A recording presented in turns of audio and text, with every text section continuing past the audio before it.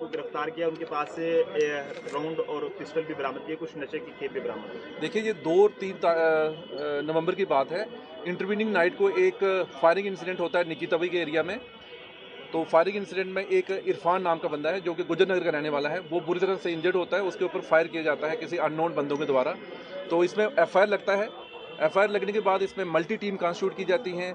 कुछ लोग जो है वो सीसीटीवी फुटेज को खंगालते हैं, कुछ लोग जो है वो सीडीआर एनालिसिस करते हैं, और कुछ लोगों को हम जो है वो राउंड अप करते हैं पूछताछ के लिए। तो उसी बीच हमें एक लीड मिलती है कि उसी रात को एक ब्लैक कलर की क्रेटा जो है निकी तवी वाले एरिया से कोई रात को निकली है।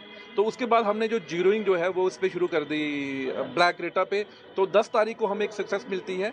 हमने नाका लगवाया था और हमें एक ब्लैक कलर की क्रेटा मिलती है। जब उसको रोका गया तो उसकी जब चेकिंग लाई गई तो उसके बीच में 2 हमें सस्पिशियस कैरेक्टर मिले। तो जब उनकी सर्च लाई गई तो उनसे हमें चिट्टा जो है वो रिकवर हुआ है, और उसी में जो है एनडीए पे जो केस है वो रजिस्टर हो जाता है।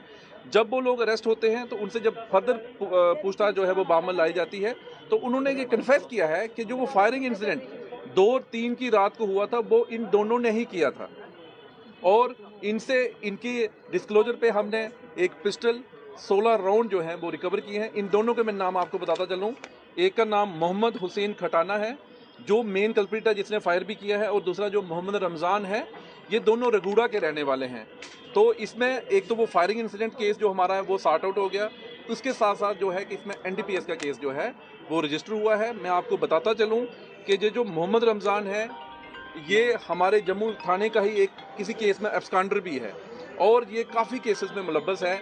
मैं अभी ये 2 केसों में बुक होगा, जब जहाँ से ये कहीं बेल आउट होता है तो पिट एनडीपीएस हो, पीएसए हो, इसके खिलाफ जो है वो फर्दर कार्रवाई जो है वो लाई जाएगी। मैं आपको बताता चलूँ कि इसमें डीएसपी हेडक्वार्टर साहब हमारे अशोक जी, एसएचओ नवाबाबाद हमारे दीपक जी, चौकी अफसर हमारे कैनाल रोड दर्शन जी, और हमारे पीएसआई जो है तारिक, इन्होंने बड़ा अच्छा इसमें काम किया है। मैं आपको बताता चलूँ कि जम्मू की जो क़यादत आज की डेट में एसएसपी जोगिंदर सर ने संभाली हुई है। तो जब से वो आए हुए आपने देखा होगा कि एनडीपीएस के खिलाफ जो है ठीक ठाक कार्रवाइयाँ जो है जम्मू में हो रही हैं, और हमारी जितनी भी सीनियर फॉर्मेशन है टॉप रैंक से लेकर उन सब का क्लियर मैसेज है ड्रग्स को लेकर कि जम्मू एटलीस्ट जम्मू में 0 टॉलरेंस है कि जो भी लोग इस एक्टिविटी में इन्वॉल्व होंगे आने वाले दिनों में उनके खिलाफ जो है सख्त से सख्त कार्रवाई जो की जाएगी।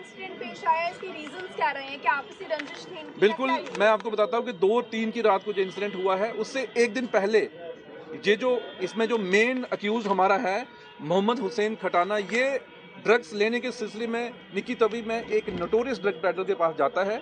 तो उनके बीच में कोई पैसों को लेकर थोड़ी सी कहा सुनी होती है, और जो वो वाला ड्रग स्मगलर निकी तवी वाला है उसने इस अक्यूज को जो है वो स्लैप्ड किया, और इसी चीज़ का बदला लेने के लिए ये बंदा उस दिन पूरी तैयारी में गया था पिस्टल शिस्टल लेके कि आज मैं उसको छोड़ूंगा नहीं।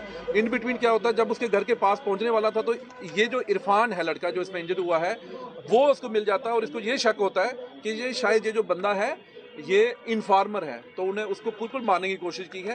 तो आज की डेट में वो इरफान जो है वो स्टेबल है। सो जम्मू पुलिस का बिल्कुल क्लियर है कि देयर इज नो, मतलब कि ड्रग जितनी पेडलिंग जम्मू में हो रही है उसके खिलाफ जो है स्ट्रांग से स्ट्रांग एक्शन आपको आने वाले दिनों में जो मिलेंगे। Thank you. साफ तौर पर क्या कुछ जो है वो प्रेस कॉन्फ्रेंस के जरिए बताया गया, ये तमाम चीज़ें भी जो है वो आपने सुनने की कोशिश की। 2 लोगों को जो है वो हिरासत में लिया गया। पुलिस उनके खिलाफ जो है अभी फिलहाल कार्रवाई कर रही है। एनडीपीएस एक्ट के तहत भी जो उनके खिलाफ फिलहाल आपको बता दें मुकदमा जो है वो चलाया जा रहा है। तो क्या कुछ उसको लेकर फिलहाल नवाबाद पुलिस ने कहा, ये तमाम चीज़ें जो है वो आपने सुनने की कोशिश की हैं। जम्मू के निकी तवी एरिया के पास जो इंसिडेंट है फिलहाल ये पेश आया था, तो उसको लेकर क्या कुछ पुलिस कहती नजर आई है, या आप लोगों ने प्रेस कॉन्फ्रेंस के जरिए भी जो है वो सुनने की कोशिश की। अपनी राय को साथ ही साथ रखिएगा कमेंट बॉक्स में। ज़्यादा जानकारियों के लिए देखते रहें अर्ली टाइम्स। मुझे कैमरा पर्सन गुलशन को दीजिए इजाजत। जय हिंद।